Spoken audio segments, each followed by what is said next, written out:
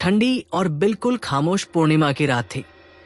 चांद की फीकी रोशनी सुनसान सड़क पर बिखरी हुई थी।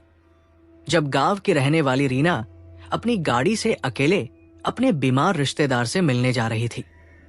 शहर से निकलते ही सड़क के दोनों तरफ घना जंगल शुरू हो गया। रेडियो अपने आप बंद हो चुका था और गाड़ी के शीशों के बाहर बार बार किसी के चलने फिरने का एहसास हो रहा था।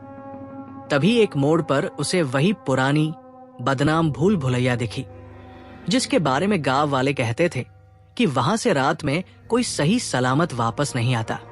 रीना ने गाड़ी आगे बढ़ाने की कोशिश की, लेकिन अचानक इंजन बंद हो गया। चारों तरफ अजीब सी ठंड फैल गई।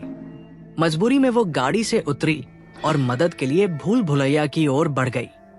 जैसे ही उसने पहला कदम अंदर रखा, पीछे से गाड़ी की लाइटें बुझ गई और रास्ता अपने आप बंद हो गया।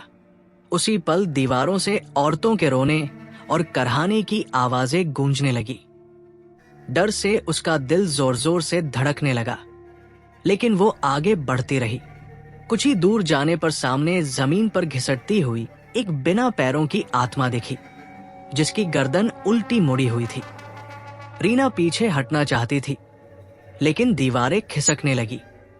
वो भागी तो अगले मोड़ पर धुएं और आग के बीच खड़ा एक भयानक जिन्न दिखा, जिसकी जलती आंखें सीधे उसकी तरफ थी। उसकी सांसें टूटने लगी। हर मोड़ पर मौत उसका इंतजार कर रही थी।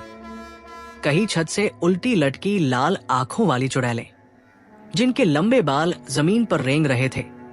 कहीं नुकीले दांतों वाले राक्षस गुर्राते हुए सामने आ जाते। एक जगह जमीन धंस गई और नीचे सड़ीगली लाशों से भरी खाई से हाथ निकलकर उसे खींचने लगे। रीना चीखती रही, लेकिन उसकी आवाज भूल भुलैया के अंधेरे में दबकर रह गई। आखिरकार कांपते कदमों से वो एक खुले चौक में पहुंची, जहां बीचों बीच पत्थर का एक पुराना आईना लगा था। जैसे ही उसने उसमें देखा, उसे अपना चेहरा नहीं बल्कि एक डरावनी आत्मा दिखाई दी।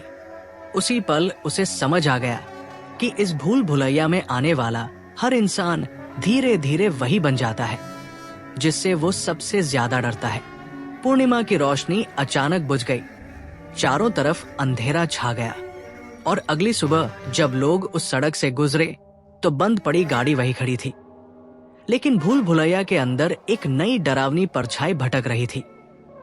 रीना की आत्मा, जो अब हमेशा के लिए इस मौत के खेल का हिस्सा बन चुकी थी।